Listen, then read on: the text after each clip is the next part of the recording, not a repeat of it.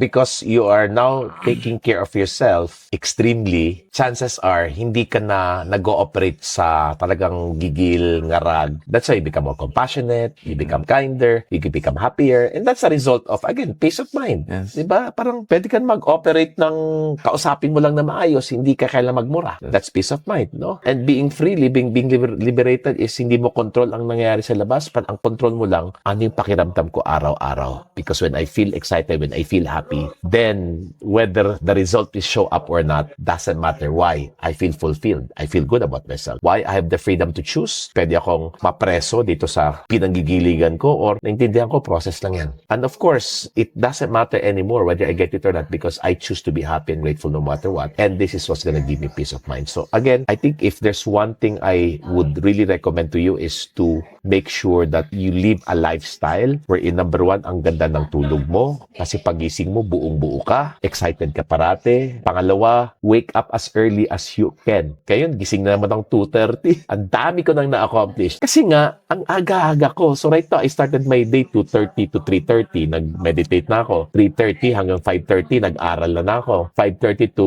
7, may Zoom ako. Tapos, 7 hanggang ngayon, naghahanap na ako ano pwedeng gawin. Nakita-kita, nagbablog-vlog. Sabi ko, para hindi naman sayang dinrive mo din ng 3 oras, di mag-vlog na tayo. Diba? At mamaya, paalis ako. Hahanap na ako na gagawin ko kasi nga ang aga-aga ko nagigising. So, grabing fulfillment ko, grabing productivity ko. Now, that's what we call intentional living.